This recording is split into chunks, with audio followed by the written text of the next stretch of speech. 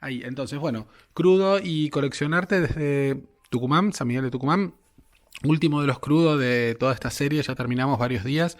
Estamos en una casa súper, súper, súper divina. Ahora me vas a contar algo de las obras que tenés. Y tenés unos grandes zapatos, unos muy lindos zapatos. Iba a decir gran zapato, pero en plural.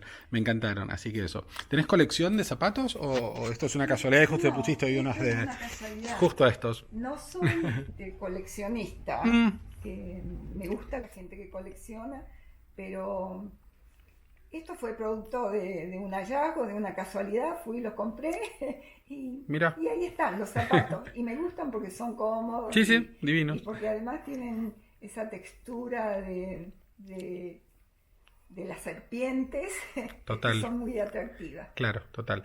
Me gustó mucho tu jardín, veníamos charlando un segundo sobre eso. Contame cómo se hace para mantener un jardín acá sin que la exuberancia lo ocupe todo, ¿no? Porque hay como todo ese clima Bueno, tan... mi jardín crece un poquito espontáneamente y otro poquito con la mano de la dueña de casa Mm, en estas circunstancias. Todos los días me levanto temprano y lo primero que hago es salir a mi jardín, a mirar las plantitas, cómo están, cómo crecen, a sacar las hojitas, los bichitos, en fin, todo lo que puede de algún modo dañarlo. Pero lo que más me sorprende en esta tarea es el hecho de que las plantas eligen dónde estar solitas. Y por claro. ahí yo las planté en un lugar, no evolucionan, no crecen, y después aparecen en otro lugar. Y bueno, y eso me alegra mucho que ellas pasen por el jardín y se pongan donde Ese más triunfo de les la gusta. naturaleza, más allá de nuestros caprichos de me Exactamente, gusta acá, la Santa Rita, no, Santa Rita exactamente. es donde Sí, quiere, pues el sí, mundo sí, no es, claro. es verdad. Está buenísimo, me encanta. Y esa cosa, ¿no? De tener que detectar rápido con los jardines y con las plantas en general, cuando va a haber un problema, ¿no? Hay dos hormiguitas, dentro de una semana no hay más planta, pues las hormiguitas se Así es, volvieron miles, entonces una permanente, ¿no? sí, Vigilia sobre qué va exacto, pasando. exacto, Está bueno, exacto.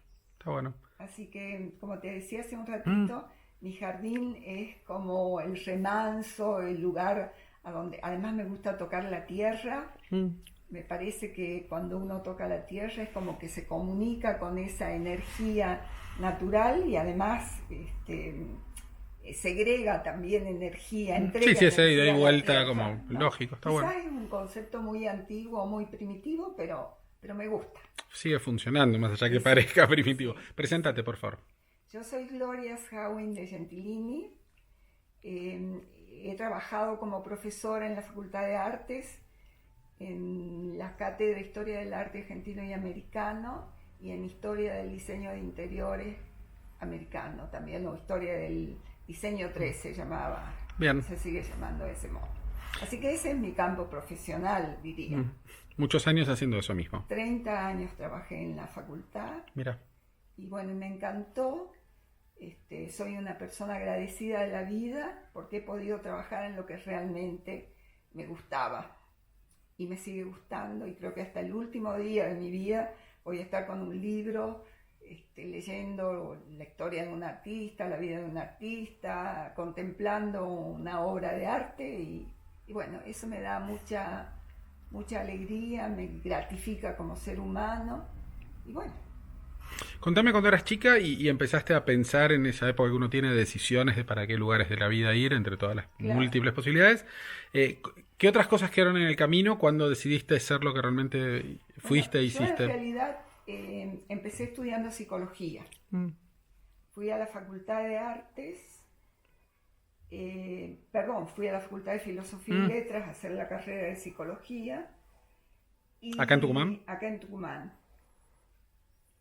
Pero más que estudiar propiamente la carrera así de un modo, como diría, este, permitiéndome cursar las materias normalmente, escuchaba las clases de psicología, pero me iba a otras cátedras a escuchar otras materias que también me Mm. interesaban. Entonces yo me daba cuenta que por un lado no avanzaba mucho en la carrera porque me distraía con otras Claro, actividades, pero por otro lado es como que sentía que ese incursionar por otras asignaturas, por otras materias de otras carreras, me hacía mucho bien porque también me permitía tener una mirada más amplia de lo que es una formación académica. Claro, tiene como una incorporación holística súper importante de muchas muy cosas. desordenada, No, por claro, supuesto, total. porque iba para un lado, iba para el otro. Y llegó un momento en que me di cuenta que yo no iba a funcionar realmente en psicología, porque me comprometía demasiado con el caso. Nos habían mandado a 2 instituciones a hacer una práctica y bueno, y yo me sentía muy conmovida por esos casos. Entonces dije, no puedo ayudar a alguien si yo no puedo mantener Sí, la objetividad, la claro. la Sí, objetividad. sí. Pero había otra cosa que también estaba en mi vida, como una inquietud, que era la formación artística. Además, a los 19 años me casé con un artista. Mi esposo es músico. Mira. Es un profesional en economía, pero también se dedicó a la música de una manera vocacional. Entonces, y además me casé a los 19 años. Así claro. que era muy jovencita, mi esposo un poco más grande que yo, íbamos a conciertos, a exposiciones, a ver teatro. Una superabundancia Así de que, estímulos de arte. Exactamente. Entonces dije, yo tengo que ir a la Facultad de Artes porque ahí va a estar mi lugar. Y creo que no me equivoqué. Abandonaste psicología y empezaste la carrera. Pero me hizo mucho bien la carrera de psicología, más la incursión en las otras asignaturas de otras de carreras, filosofía y como otras cosas, claro. historia, como filosofía, porque creo que me dieron una mirada más amplia de lo que es el proceso creativo, una mirada más holística de lo que es la producción, la creación, el arte en general. La carrera que hiciste en la Facultad de Artes, específicamente, ¿qué era? ¿Qué había en ese momento disponible? En ese momento se cursaba la licenciatura en Artes Plásticas y había 3 especialidades: pintura, grabado y escultura. Bien. Yo elegí escultura porque me interesaba esto que digo, que me gusta la tierra, sí, en el jardín, me gusta tocarla, ese contacto con la materia. Lo matérico, claro. Era para mí muy interesante, muy rico y bueno, me gustaba ese trabajar con la materia. Y en ese momento, la carrera supongo que pasa como la mayoría de los artistas con los que charlo desde hace ya un montón, sí, que es una carrera que te prepara más para ser un artista productor de obra que para ser una persona pensante sobre lo que otros producen, ¿no? No había como esa opción de carrera de investigador en arte, sino era artista. Y después fíjate. Claro. ¿Y cómo te llevabas con eso en ese momento? ¿Que era era lo que te gustaba o querías otra cosa? A mí me gustó mucho la parte de la producción. La producción. Pero también me gustaba la parte de la historia del arte, la parte de la teoría fundamentalmente. Y cuando tuve que ver para dónde encarrilar mi vida, si hacia la producción o hacia la teoría, y en este caso la historia del arte, elegí la historia del arte. No sé si hice bien, porque ahora pienso que en una de esas quizás ese otro nicho hubiera sido muy importante para mi vida. Pero bueno, son circunstancias y uno va eligiendo y haciendo un resumen, no estoy no estás arrepentida bajo ningún punto de vista, porque esto me ha dado muchas gratificaciones, el hecho de estudiar, de observar, de acompañar incluso ciertas producciones, de asesorar cuando me piden un consejo, bueno, a mí me parece que eso es importante también. En general, la historia de la mayoría de la gente que estudia arte y que después trabajan produciendo como artistas, es que tienen como una especie de pulsión, un mandato desde que tienen 4 años, dibujan, casi todos es medio parecido.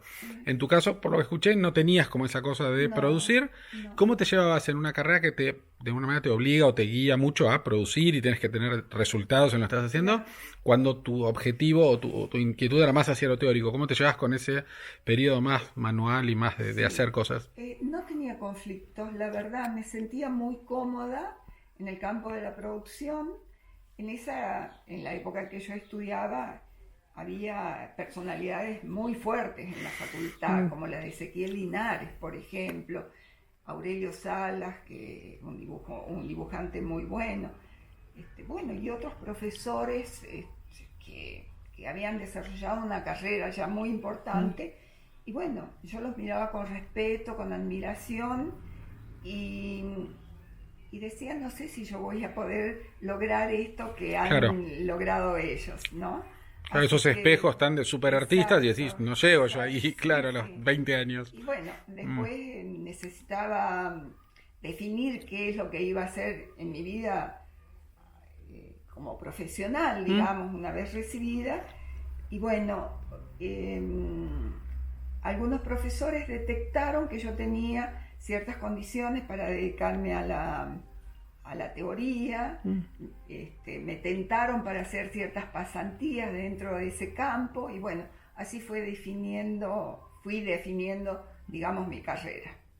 ¿Terminaste la facultad y cómo seguiste? ¿Cómo te integraste y cómo empezaste en todo bueno, hice, como dije ya, varias pasantías, una en el taller de escultura, que es la opción que yo había elegido dentro de las opciones que tenía en la facultad. Después hice unas pasantías en historia del arte, historia de la cultura. Después dicté unos cursos en la Facultad de Filosofía y Letra, en la parte de ya la formación docente, porque también fui a la Facultad de Filosofía a completar mi formación como docente. Claro. Porque bueno, me daba cuenta que si yo quería enseñar, necesitaba aprender a enseñar, claro. Sí, claro, eso es. Didácticos, pedagógicos, como para poder desenvolverme con cierta soltura. Claro, que es algo que pasa muy seguido eso, ¿no? Alguien que sabe mucho de su disciplina, pero no sabe enseñarla. Exacto. Y después como docente es muy distinto el mundo a solo saber de lo que uno habla, ¿no? Además uno va aprendiendo en el propio ejercicio, claro. Se va dando cuenta de que debe corregir, y en una de esas no corrige nunca, pero claro, bueno, sí. Es lo que le pasa claro. a los docentes en general. Bien.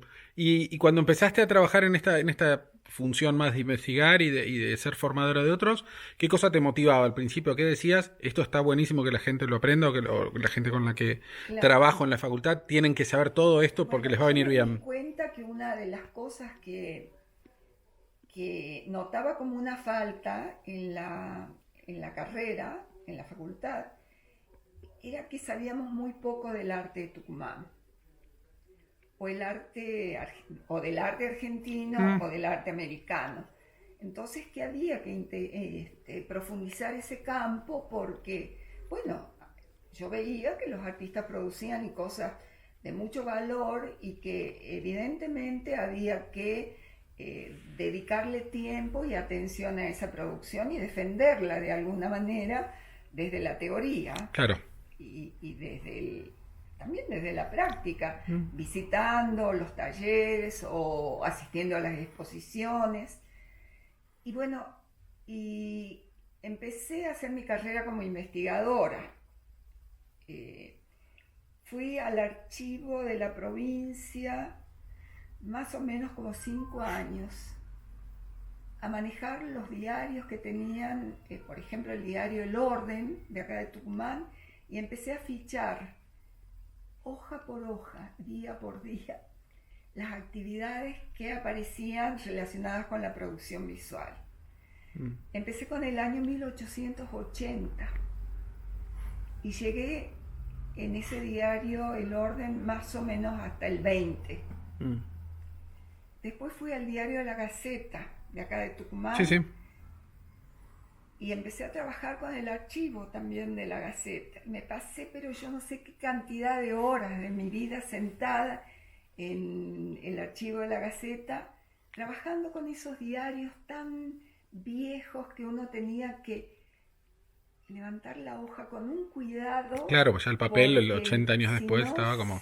Se rompía, claro. Y además la culpa que uno sentía de saber que había dañado ese destruir el archivo total. Bueno, después vinieron la digitalización y tal, claro. Y solucionó todo esto. Claro. Pero ¿Y ahí tu búsqueda era totalmente, o sea, leer página por página o había algún tipo de ya no, precatalogamiento lo de que todo pasa es eso? que en los primeros diarios, los diarios del orden, por Mm. ejemplo, los diarios estos de Sí, no, ahí, claro, sí, sí, 1860, 80, no estaba ordenada la información. claro. Entonces uno tenía que leer prácticamente, bueno, había sí ciertos Mm. títulos, pero ni siquiera se destacaban con letras más grandes o menos grandes, de tal modo que uno pudiera ahorrar Claro. tiempo. Así que bueno, pero era muy interesante porque al mismo tiempo me enteraba de lo que estaba pasando en el mundo en ese momento, en la Argentina y en Tucumán. Otra vez parecido a lo de la carrera de filosofía que ibas a otras, ¿no? A otras Exactamente. cátedras, que era Entonces lo mismo, era como por ahí aprendías me de todo. distraía un montón porque Claro. decía, ¿cómo no Mm. voy a leer esto? ¿Cómo no voy a leer Claro, esto otro que es tan claro, interesante? sí, sí. Y bueno, así fui armando todo un archivo que, bueno, que me permitió empezar a descubrir algunas figuras que habían pasado por Tucumán.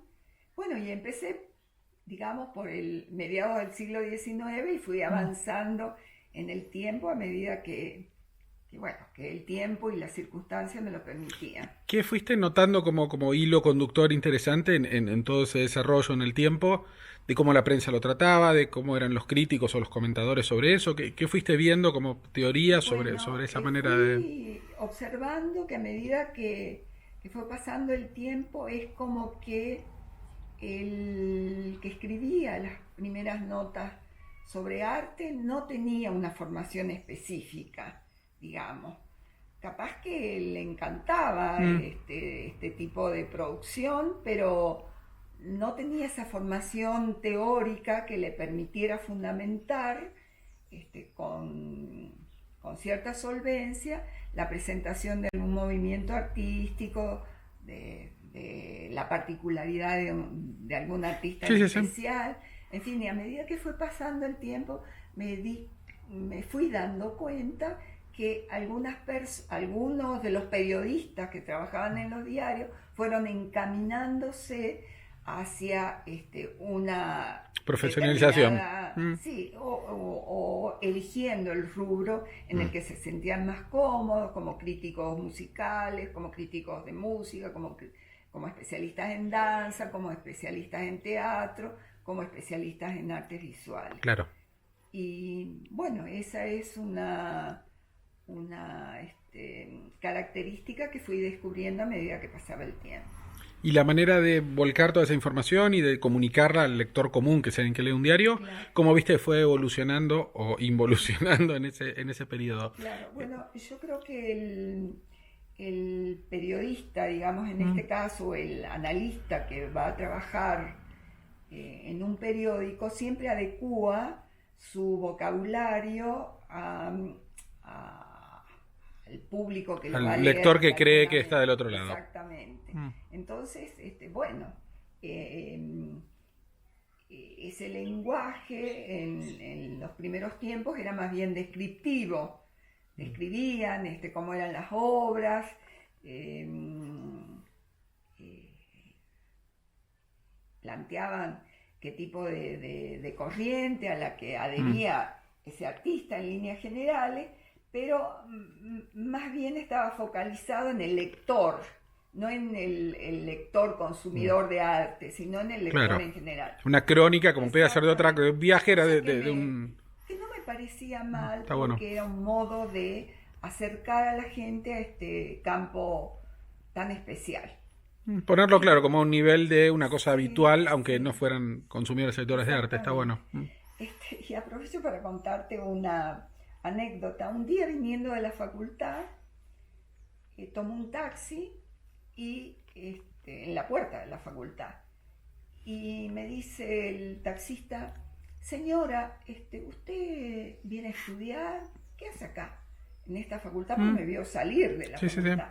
Le digo, yo enseño acá en la facultad, soy profesor. Ay, dice, ¿sabe lo que me pasó? Le voy a comentar. Bueno, Claro. me dice, yo veo la televisión todas las noches antes de irme a descansar y un día apareció estaba muy aburrido y pasaba de un canal a otro y no me gustaba nada. y apareció un personaje que me deslumbró. ¿Quién será? Y me dice, Clem. Federico, claro, Federico Clem. Dice, me llamó la atención ese modo de vestir, ese modo de presentarse, la elocuencia con la que comentaba una obra de arte, y me quedé ahí a escucharlo. Y realmente nunca me imaginé que se pudieran ver tantas cosas en una obra de arte. Claro. Y después empezó a seguirlo. A interesarse, claro, con el... Dice, después empecé a comprar algunos libros de arte y ahora quisiera comprar una obra para tener en la casa. Entonces, bueno, me encantó el hecho de que este señor, a través de, bueno, Clem era una persona que sabía mucho de arte, claro, pero que usando un medio de comunicación tan corriente como la televisión, y siendo ingenioso y creativo para hacer su programa, haya logrado despertar el interés en este señor que nunca había tenido, claro, ninguna relación hacia eso, claro. Bueno, eso es lo que a mí a veces me llama la atención de los medios de comunicación, que logran captar a personas que vienen de otro campo, que están en otro campo, y logran acercarlas a través de, bueno, del modo de comunicación que usan. Claro que para el mundo del arte, la figura de Federico, más allá de que era una persona genial y todo, era como muy disruptiva, los colores, las maneras, todo era como, no era el típico... Sí, pero como él, a través total, de sí, no, claro. personaje, entró a este campo tan especial que es el de la creación visual. Claro, no, y como ese personaje tan raro del mundo del arte... Sí. Coincidía o era mucho más ameno por ahí y cercano con alguien que no tenía relación con el arte, ¿no? Claro, increíble, así como motivan esas cosas. Me interesa mucho siempre preguntar sobre superpoderes a la gente con la que charlo. Me gustaría que me cuentes uno tuyo, por favor. ¿En qué sentido me dices de superpoderes? En el sentido de que nos cuentes algún superpoder que tengas, de los varios que seguramente tenés. No alguno que quieras revelar. No sé si tengo un superpoder. Sabes que me miro muy poco a mí misma. Quizás en la época esta de la pandemia haya usado ese tiempo para hacer una inmersión en mi propia personalidad, en mi propia vida, pero no sé si tengo algún superpoder. ¿Qué encontraste en esa inmersión que quieras contar? de ese tiempo de reflexión tan raro que fue, ¿no? Sí, encontré que este hecho de haber estado tan aislados, tan separados de la familia, en fin, de seres a los que uno quiere mucho, me generaba una gran angustia, pero al mismo tiempo me di cuenta que uno tiene que aprender a estar solo también. Porque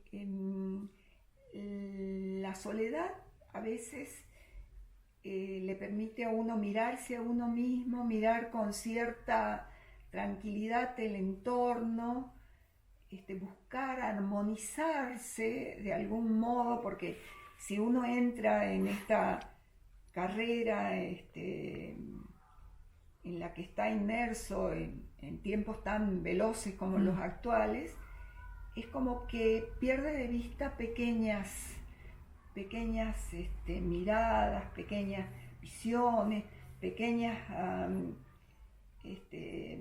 ¿cómo diría? Sí, lo sutil queda como desapercibido en la velocidad, claro. Por ejemplo, mirar mi casa, sentarme en este lugar y mirar mi casa y descubrir que mi casa tiene ciertas particularidades que yo no las estaba viendo.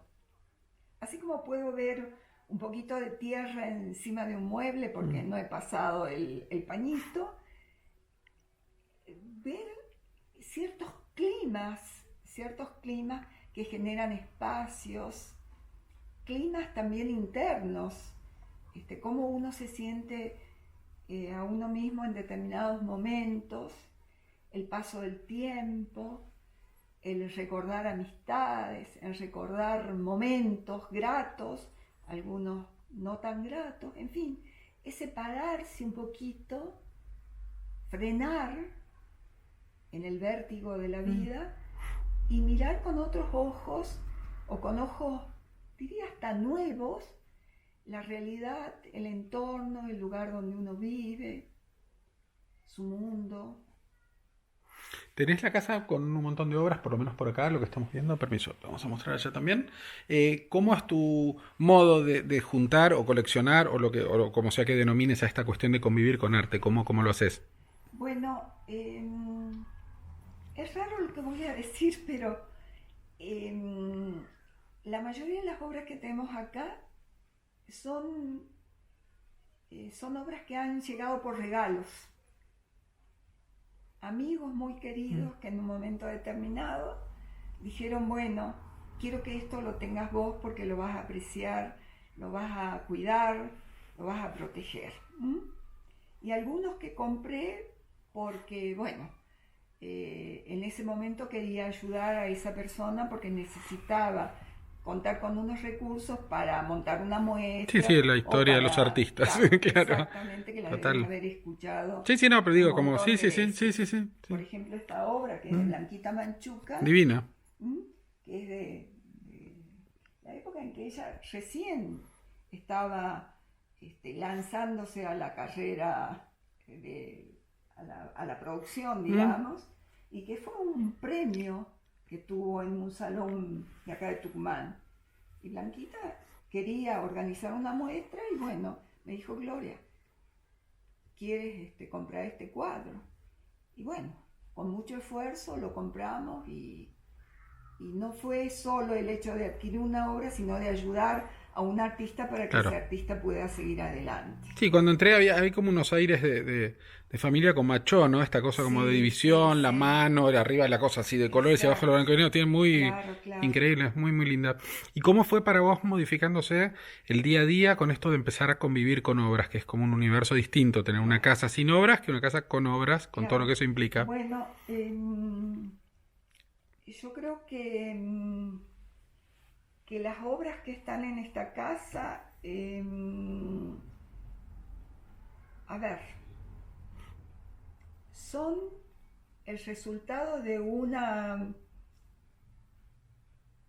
son el producto, diría, como objeto que lo tengo en la casa, de una gran amistad, de un gran cariño. Y cuando yo veo esa obra, veo al artista que lo produjo, recuerdo los momentos que hemos compartido, en fin,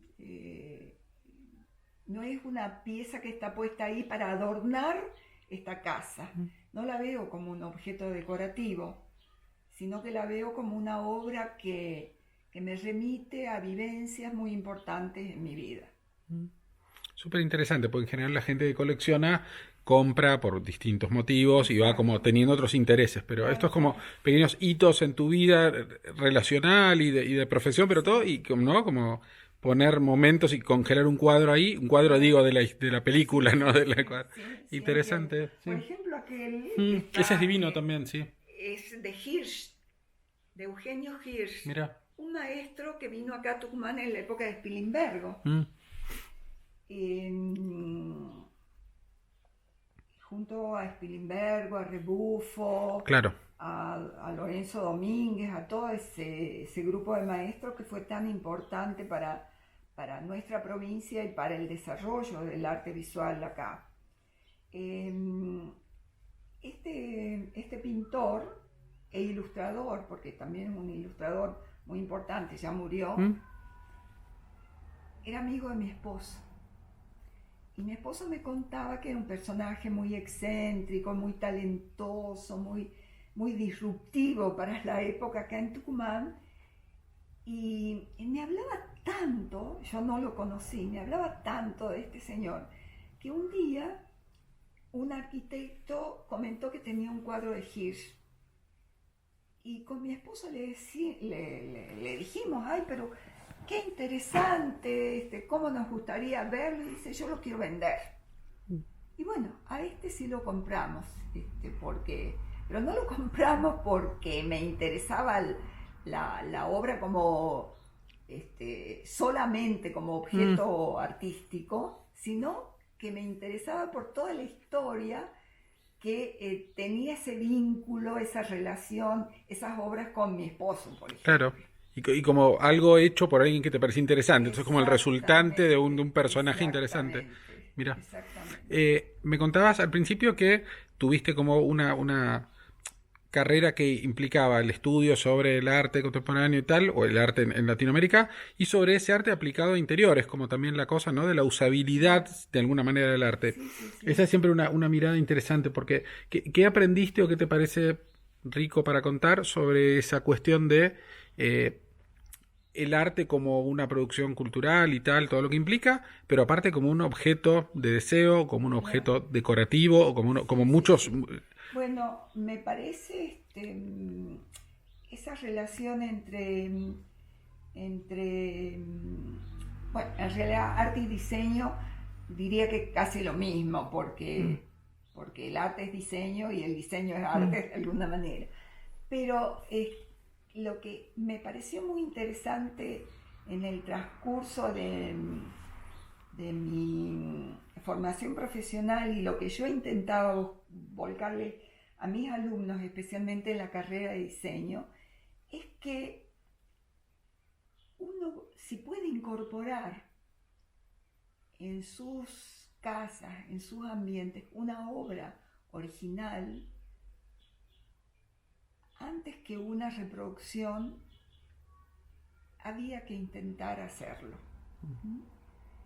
Y que además una obra de arte enriquece la vida de una familia, de una casa, y al mismo tiempo la embellece. Entonces se juntan ahí dos aspectos que tienen que ver con el hecho de que ese objeto cumple una doble función, el de, aunque a veces el término suena medio peyorativo, pero lo voy a decir respetando al término en este sentido, decora y al mismo tiempo embellece, al mismo tiempo comunica sensaciones muy ricas y genera en ese ambiente una armonía, un clima mucho más interesante que una casa sin obras de arte.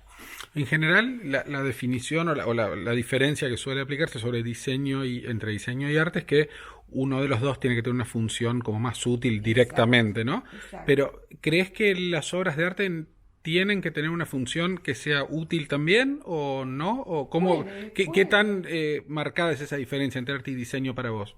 Creo que no está marcada.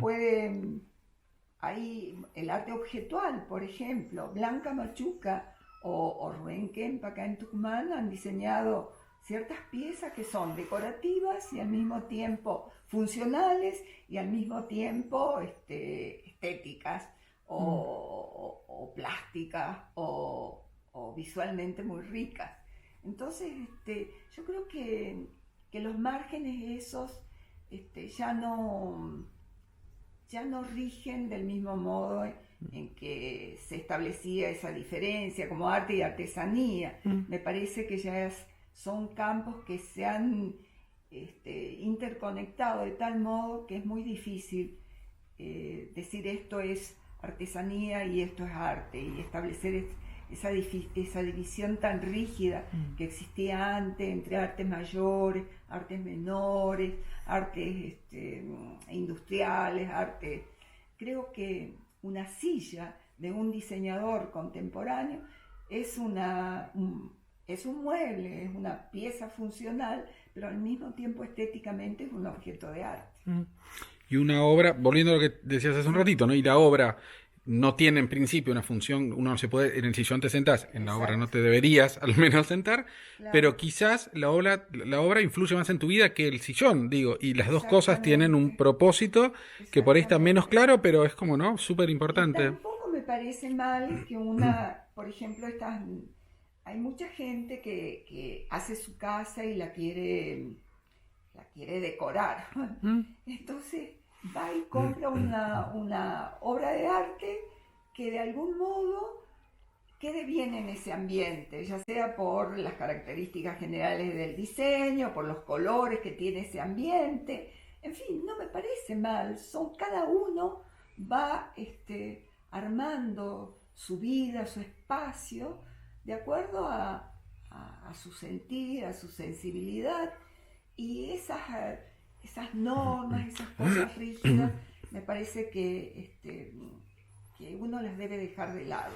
Eso es como bastante una división, ¿no? Entre artistas, galeristas y todo, que se indignan a veces por alguien que compra una obra sin saber nada y solo porque el típico me combina con el sillón, ¿no? Claro.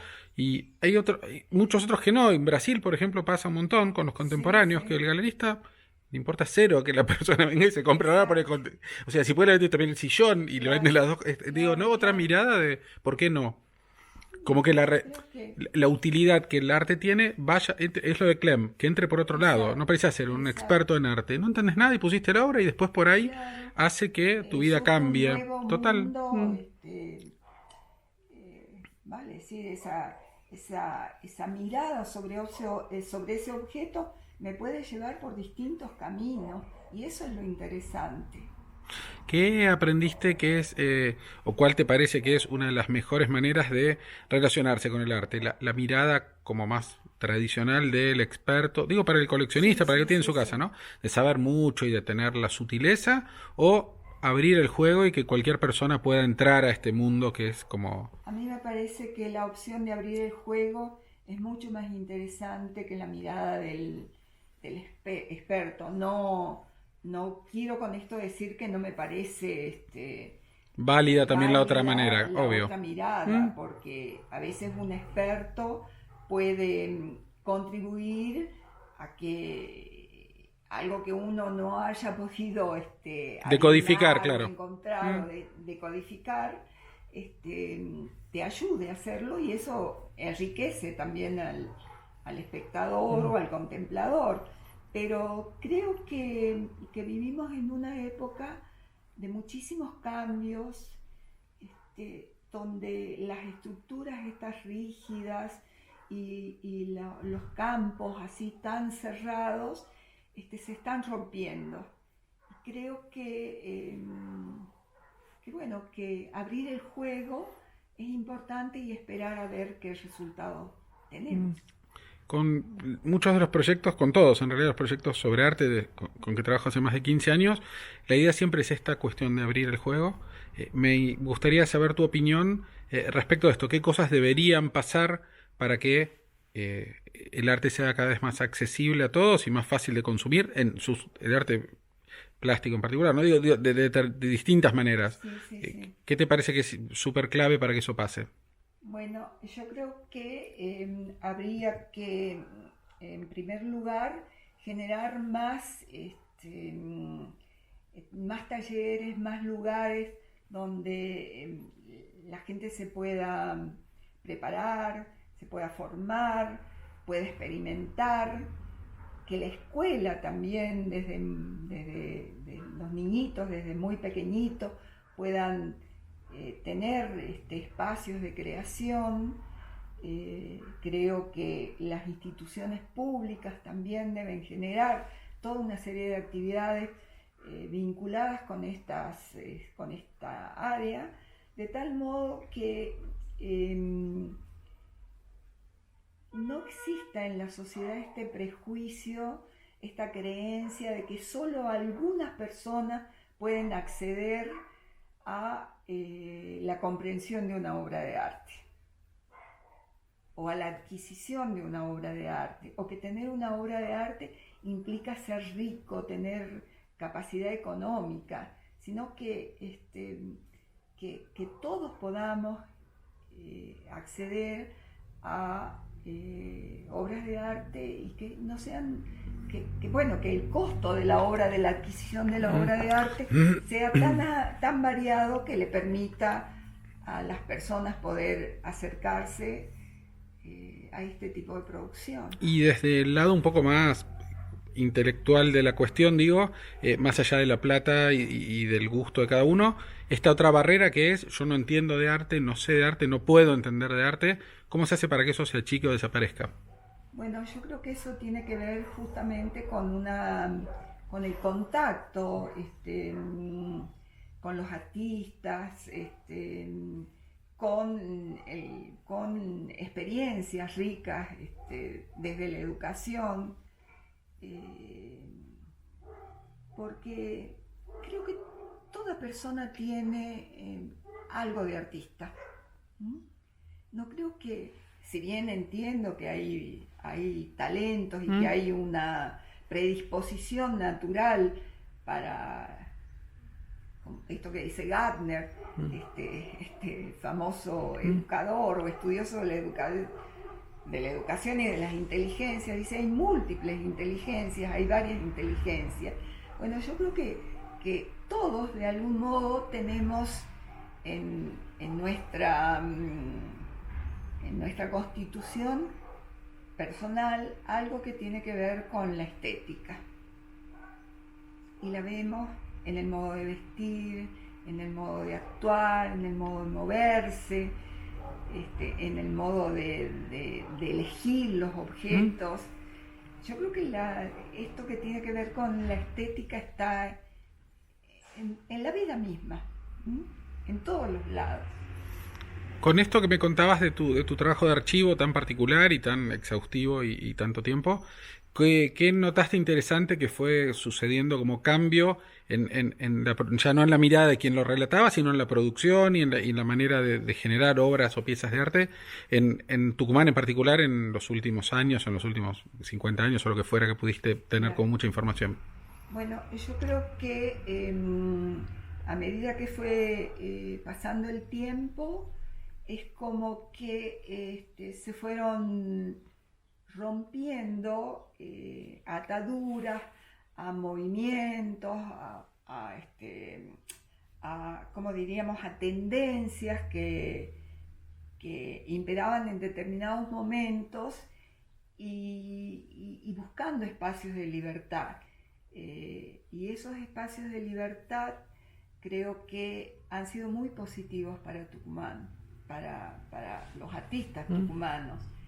Ese hecho de, por ejemplo, seguir a los maestros, que han sido muy importantes y muy respetables, y por suerte han quedado obras importantes de esas figuras en la provincia, que hay que respetarlas, que hay que cuidarlas, que hay que protegerlas, pero hay que también mirar para adelante y mirar nuevos caminos. Y una de las cosas que me ha llamado particularmente la atención es que en las nuevas camadas de artistas que han surgido, es como que la teoría, la reflexión sobre el propio hacer ha tomado un rol importante dentro de sus propuestas como artista. Y eso me parece que ha sido muy enriquecedor.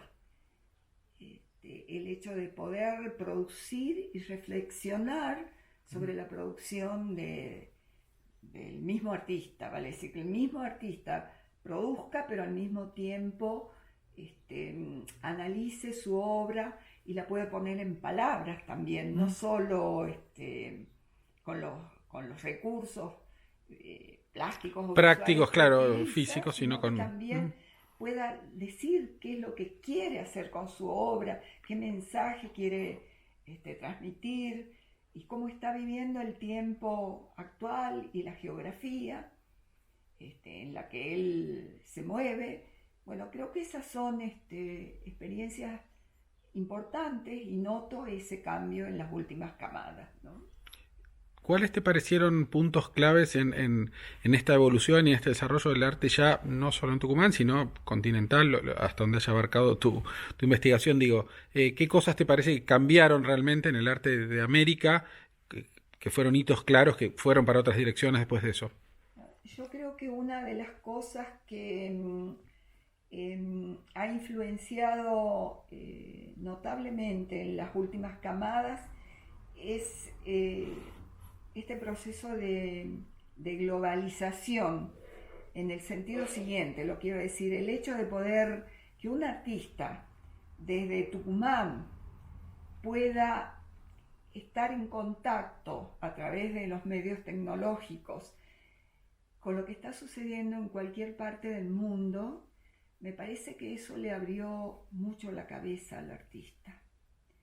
Le dio la posibilidad de mirar al mundo como una totalidad muy compleja, muy rica, con experiencias múltiples, pero al mismo tiempo también le dio la posibilidad de mirar donde él está, viviendo, y qué particularidades tiene ese espacio donde él se mueve, qué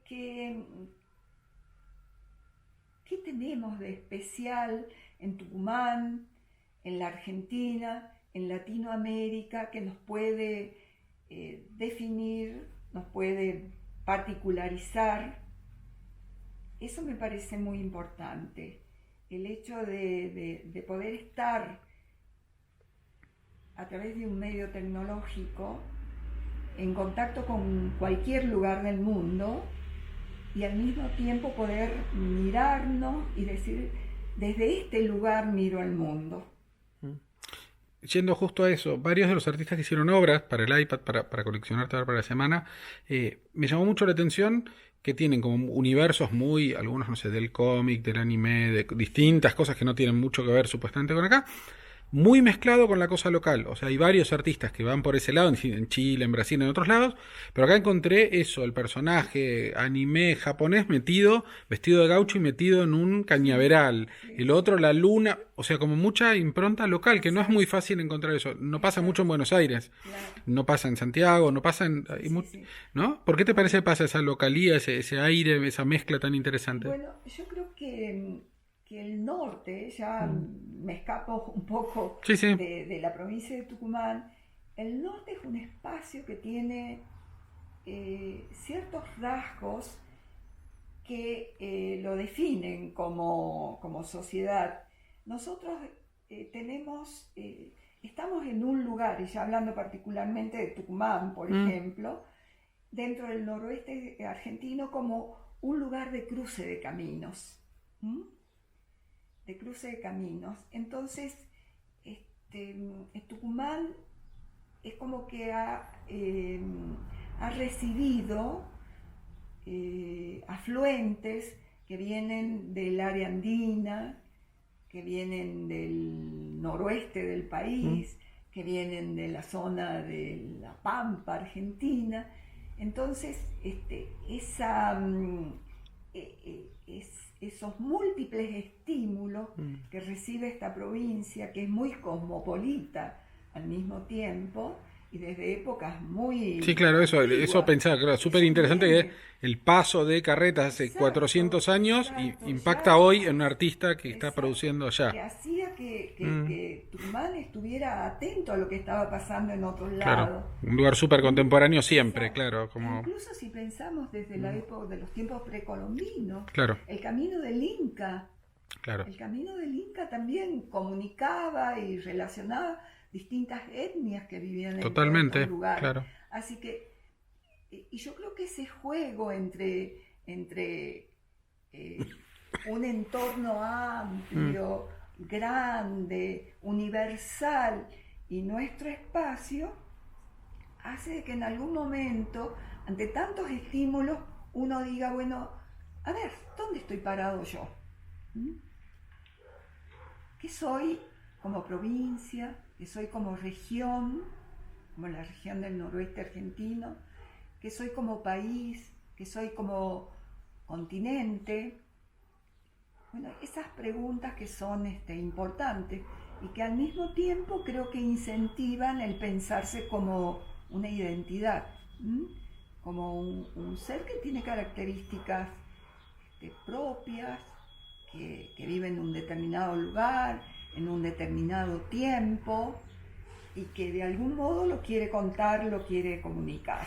Es interesante, claro, esa cosa de orgullo por el lugar donde uno pertenece, que en muchos casos es lo opuesto, en Chile, por ejemplo, me contaban muchos, por la parte que hacemos de comida, que la gente lo que quería era pensar que eran europeos. Entonces era ahora, hace 10 días, no digo hace 50 años. Entonces queremos tener restaurantes franceses, acá no cocina mapuche, o sea, somos franceses. Bueno, no sos francés, sos chileno. Y acá lo mismo, ¿no? Pero súper interesante que los artistas de acá sí se hayan hecho como ese, ¿no? Ese cambio, ese clic y hayan... Pues lo noté mucho más inclusive que en Córdoba, que en Rosario, en otras provincias, ¿no? Acá es como muy marcado, me llamó mucho la atención. Súper interesante. Sí. ¿Qué, de lo que ves y conoces de esta cuestión actual de producción como muy contemporánea, qué cosas te están interesando en general de Argentina o de acá en particular de Bueno, Tucumán? a mí me interesa muchísimo la obra de Gabriel Chaile. Mm, Me parece una obra muy, muy interesante, muy bien urdida, muy bien pensada, porque él toma como fuente una de las culturas de acá del noroeste, como imagen, digo, sí, sí. se inspira en unas imágenes que tienen que ver fundamentalmente con la cultura condorhuasi, que es una cultura del periodo temprano de las culturas precolombinas de acá del noroeste argentino, y es una cultura interesantísima desde el punto de vista formal Mm. y de la resolución Sí, sí, sí. también técnica. Esas piezas que eran piezas votivas, piezas que se las he encontrado, piezas ceremoniales, diríamos, que servían para determinados rituales, que se las han encontrado en yacimientos arqueológicos, cómo él pudo, partiendo de esas imágenes que las tenía guardadas en su memoria, En su ADN, claro. en su ADN, Sí, sí. pero al mismo tiempo que las estudió en Claro, la sí, sí. facultad, cuando estudió estas asignaturas que tienen que ver con el arte americano y argentino, cómo él pudo elaborar a partir de esas imágenes todo un discurso que tiene que ver con el barro, que tiene que ver con el horno de barro, que tiene que ver con la comida, que tiene que ver con el pan, Con la familia, con la familia, el culto a los con mayores, la claro. materna, Sí, total. Sí, porque realmente la obra de Gabriel creo que es un homenaje a las madres tierra, a total. las mamás. Sí, es como una síntesis de eso, madre y tierra Exacto, junto, la madre claro. luchona, Mm. esa mujer que viene con esos mandatos ancestrales, diríamos, a hacer de su familia, de sus hijos, de su estirpe, darle fortaleza, hacer que sigan adelante y que crezcan en ese entorno de respeto por lo ancestral. Sí, y de amor y de cuidado y todo junto, ¿no? Como la madre con exacto, mucha fuerza y mucho poder de contención también. exacto. Y es bien interesante lo de Gabriel, porque además me parece, tiene como volviendo a esto de Tucumán, una característica bastante particular. En general un artista al que le va bien afuera, además, Sí. rápidamente cambia y es y él o sea, tiene una galería Que es uno de mis grandes amores. junto con las plantas, Junto entre con otras las plantas cosas. y mi marido, Y tu porque marido, si no, claro. no terminaría. Claro, sí. Si vas a terminar con una casita en el jardín pequeña y habitando ahí. Bien, crudo entonces para terminar en este on tour en Tucumán, con un crudo fantástico, una casa muy muy linda y unas obras que me encantaron. Esta en particular me encanta. Nada, siempre se descubren cosas y está buenísimo eso, ¿no? Descubrí en este viaje ese hielo con el saborizante que hacen como un helado granizado, que Sí. se llama, no sé cómo, Achilata. achilata. Achilata. Y esta artista, que son como dos cosas en la vida nuevas que me encantan. Así Sí, que bueno, sí. muy bien, muchas gracias. No, gracias a vos. Gracias. Crudo, como siempre, gracias. O sea, en Ámsterdam y va y cuelga los cuadros. O sea, mantiene una humildad y una cosa que, Exacto. pero real, ¿no? Sí, Digo, sí. y muy pocos artistas pueden jactarse de haber estado argentinos en la Bienal y en un montón de lugares con ese impacto y con ese Y creo que Y esa para él es como un pasito más, característica, ¿no? Total. esa característica que tiene Gabriel, de esa humildad, ¿Mm? del hecho de que a él le surge casi naturalmente lo que hace, Claro, eso se nota mucho, totalmente. No es no, artificial no, no. Él lo no se logrado. Mm. prendió, creo, Mm. si bien hay un cierto reconocimiento y un cierto deseo de algunos artistas de trabajar con esta cuestión de lo ancestral, Mm. de las culturas antiguas y todo lo demás, de recuperar ese mundo simbólico, traerlo al presente y convertirlo a través de un discurso actual en nuevas obras. Me parece que Gabriel tiene esa espontaneidad, esa naturalidad y le surge como algo que sí o sí lo tiene que Sí, es volcar porque inevitable está para él, en sus total. genes, está en él mismo y por eso actúa de ese modo.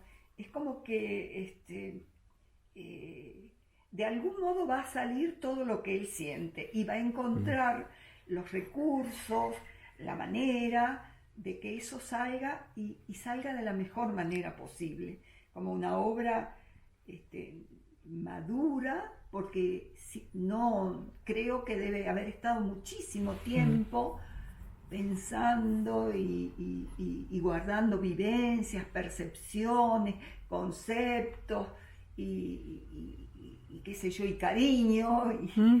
y amores que le han permitido elaborar esta obra que está haciendo, que es muy, muy interesante. Sí, se nota como esta honestidad intelectual, ¿no? No es un Exacto, artificio su obra de parecer porque vengo de acá y hago esto. Es claro. como, ¿no? Súper auténtico. Eso me parece que se nota un montón, está Sí, buenísimo. sí. ¿Qué te gustaría que pase con el arte contemporáneo en Argentina, en principio, en el futuro, Bueno, para que mejore todo y sea cada vez más interesante para la gente? me gustaría que en la Argentina los artistas tuvieran más posibilidades de poder desarrollarse, porque he visto a través de mi paso por la facultad mucha gente talentosa, con muchas condiciones, que ha dejado de producir porque no tiene los recursos. Habría que inventar modos de, de acercar recursos para que exista una mayor producción, para que todos estos jóvenes talentos que tenemos puedan comprar los elementos para trabajar, puedan o recurrir a desarrollos tecnológicos como los que estas experiencias que estás realizando vos a través usando los medios Mm. digitales, para que en la producción circule y además que se jerarquice más el rol del artista en la sociedad, se valore esa producción, se le generen más espacios, este, que muchas más voces puedan expresarse y puedan manifestarse, y bueno, y cómo hacer para que tengan los lugares, tengan los recursos, para que esa producción se pueda concretar. ¿Te parece que eso tiene que venir? Sí, perdón. Sí, sí, No, y decime. además quiero decir algo, me parece que mucho tiempo los artistas de acá del interior del país han sufrido el abandono, el hecho de estar lejos de los centros de legitimación de la producción. ¿Cuántos artistas tucumanos han tenido que trasladarse a Buenos Aires para poder ser reconocidos, para poder moverse por determinadas galerías, para que su obra tenga cierta visibilidad? Yo creo que el interior, que tiene muy buenos artistas, y lo hemos podido apreciar el año pasado cuando se realizó este concurso nacional que Mm. organizó la provincia, eh, mandaron tantas obras de distintas partes del país y obras tan valiosas, y muchos de ellos no son conocidos y quizás nunca se conozca su obra, y eso yo creo que habría que federalizar más la producción, que los artistas del interior tengan más posibilidades de que los conozcan, de que contemplen sus obras, de que puedan exponer en centros de distintas partes del país, que la obra circule más, que no haya que ir a Buenos Aires para que tenga cierta visibilidad.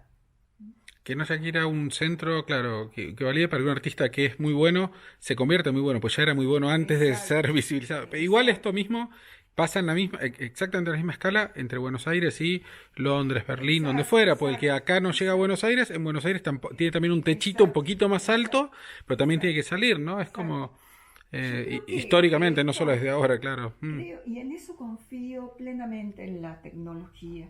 Yo creo que va a haber una revolución a nivel mundial, desde el punto de vista de que se van a romper un poco esas fronteras y van a entrar a jugar otras figuras, otros espacios, otras instituciones, otros gestores culturales, otro modo de mirar el mundo, porque esos centros hegemónicos así tan rigurosos realmente están ahogando a una parte importante de la sociedad, porque no les permiten, es como pulpos que se comen a sí mismos de alguna Claro. manera. Sí, que marcan un territorio muy chiquitito Sí, para sí, ellos, seas galería, sí, coleccionista, sí, museo, no sí, importa, sí. siempre es como no alrededor tuyo y que nada más Exacto, funciona ahí. Hoy a la exacto. mañana estuve con las chicas, con dos de las chicas de este colectivo de artistas organizados que está acá en Tucumán, que no me acuerdo Sí, el nombre, ahora que estaba la bandera atrás mío, bueno, charlando sí, sobre eso, sí, ¿no? sí. Y súper interesante eso, ¿no? Ellas, una de las dos, una tiene una mirada como más conceptual y la otra era, lo que me interesa a mí, lo que nos interesa es que haya jubilación y un reconocimiento de que los artistas tienen que cobrar por su trabajo y tengan obra social, o sea, como, ¿no? Como desde derechos básicos Claro. hasta una cosa mucho más amplia. Y charlamos también sobre esto de la cuestión que a veces hay artistas que no consideran que su trabajo es un trabajo, y no, como que el arte en un principio o hace un tiempo Claro, era como para alguien que podía dedicarse a eso graciosamente, claro. pues vivía de Quizás otra manera y... una idea que tiene que ver del mm, romanticismo, ¿viste? Esa imagen del genio romántico que vivía del aire, o del heredero que del, pintaba porque tenía unas hectáreas exactamente, que alguien le sí, había sí, dejado y sí. ya, ¿no? Y pensar Este, que son trabajadores con necesidades, con un montón de cosas, ¿no? Esto que decías vos, que sí, para sí. que la escena crezca, tiene que haber ¿te parece que eso tiene que pasar más por, como pasa en México o en Chile o en otros lugares, que el gobierno tiene un plan de becas súper bueno y los artistas pueden vivir como más institucionalizada su producción? Yo ¿O que creo que depende de los eso, coleccionistas y el mercado más yo creo compra-venta? que en realidad Mm. los dos,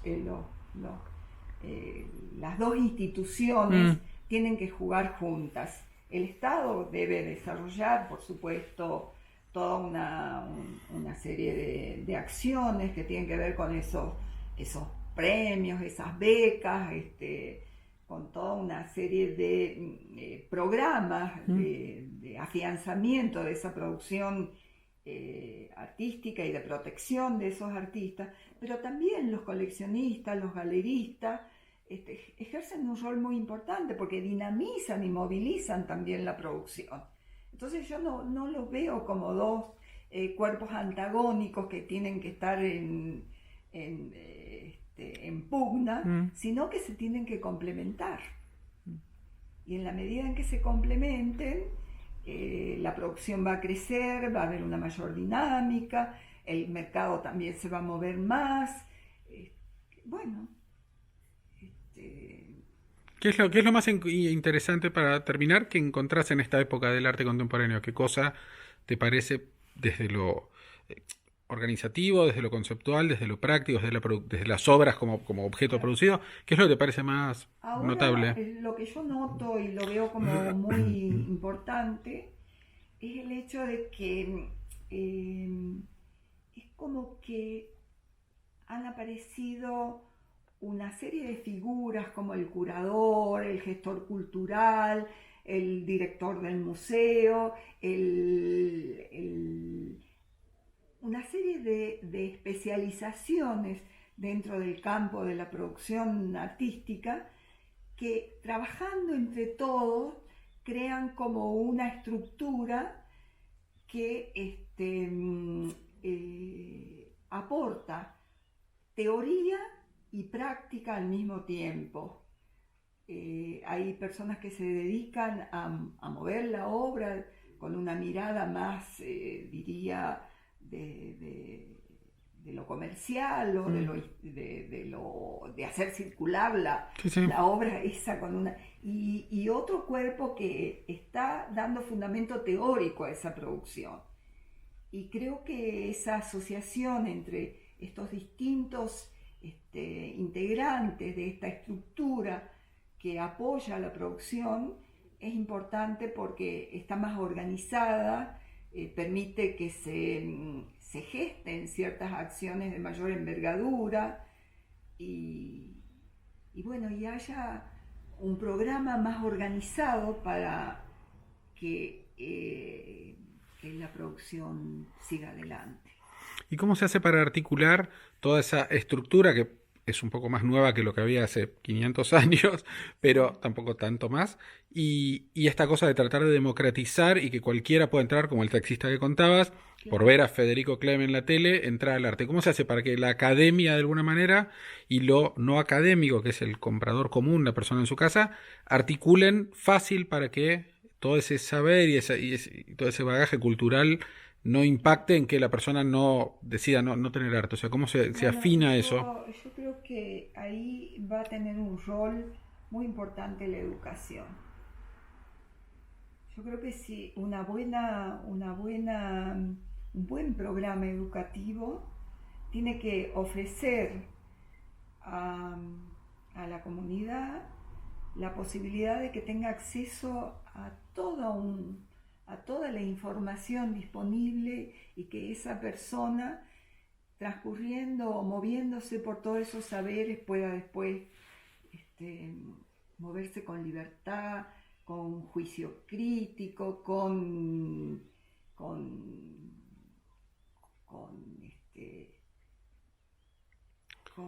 Sí, naturalizando el acceso al arte como un derecho, como a cualquier como otra una cosa. necesidad, Claro. como una necesidad que tiene el ser humano para ser un ser humano total, un ser humano completo. Sí, que es curioso también. Con las chicas hoy de la mañana lo charlábamos, porque en otras disciplinas como la literatura, la música, el cine, siempre nacieron para una élite en general y se fueron más rápidamente llevando al campo popular, y nadie se cuestiona, ¿no?, si una canción es un consumo cultural exquisito. Es como hay una canción y ya, ¿no? Y con el arte sigue habiendo como otra... No, yo eso no entiendo, no lo sé, no puedo acceder porque eso me supera. Y es como, ¿por qué? ¿No? Raro, sí, está bueno. Bueno, es que creo que... por ejemplo, las instituciones como el museo. El museo siempre, bueno, no siempre, ha sido considerado como una institución elitista a la que solo podían acceder determinadas personas que solo conocían los códigos con los que se manejaba esa institución. Tenía que saber de estilos, tenía que conocer a los artistas, tenía que saber de arte para poder apreciar la obra de arte. En México, en una de las visitas que hicimos con la facultad a México, iban al Museo Nacional de Bellas Artes los chiquitos de jardín de infantes. Claro. Y a mí me maravilló ver cómo la maestra jardinera los ponía contra la Coatlicue a los niñitos, esa magnífica diosa que impacta tanto por su presencia, y les contaba quién era Coatlicue, les contaba el mito de quién era Coatlicue, cómo surgió esta diosa madre y todo lo demás, y les preguntaba a los chiquitos a ver qué veían de Coatlicue, qué les llamaba la atención, de qué material estaba hecho. Y así iban desfilando por las distintas salas del Museo Nacional. Que es fantástico, tiene una... Y bueno, si ese niñito fue al museo en el jardín de infantes, cuando estaba en el jardín de infantes, evidentemente va a tener una mirada mucho más rica que un niño que nunca tuvo esa oportunidad. Y eso evidentemente permea un montón, porque México es como un ejemplo claro de arte súper político, actual, contemporáneo, y de esta reivindicación del origen, ¿no? La gente, todo el mundo, la mayoría de la gente en México está muy orgullosa de sus orígenes, de sus tradiciones, ¿no? Es como una cultura muy presente que no pasa en Argentina en general, Claro. pero es como Lo que otra cosa, pasa ¿no? que, claro, si uno mira, por ejemplo, el cordón andino desde Mm, México, por la zona del cordón andino, evidentemente esa zona tuvo culturas desde tiempos muy antiguos, desde los mm, tiempos precolombinos muy fuertes, claro, muy sólidas. Nosotros, si bien hemos tenido culturas muy potentes también, no hemos tenido un gran contingente migratorio y bueno, eso hizo que de algún modo se olvidaran esas raíces, nos alejáramos de esos orígenes de algún modo y, y bueno, no tienen la misma fuerza, la misma identidad, no tenemos la misma fuerza ni la misma identidad que un boliviano, un peruano, un totalmente, ecuatoriano, totalmente. Mm. un mexicano. Sí, los Cuando mexicanos, sí, sí. uno va a México, va a Perú, va a Bolivia, Sí, hay como un orgullo en todo, de exacto. lo Yo lo nacional, veía súper fuerte. en Bolivia, en Mm, Perú, a estas mujeres campesinas con esa ropa, con ese garbo que tienen, mm, con el uso de la lengua, aunque hablan el español, mm. la gracia con la que usan la lengua, la gracia con la que se visten, la gracia con la que hablan, ese empoderamiento de esa mujer indígena, eso realmente es muy Mm, interesante, mm. muy, muy interesante.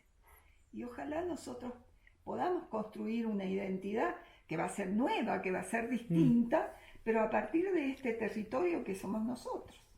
¿Mm? Tus últimas palabras, por favor. Bueno, que me ha encantado reflexionar y pensar sobre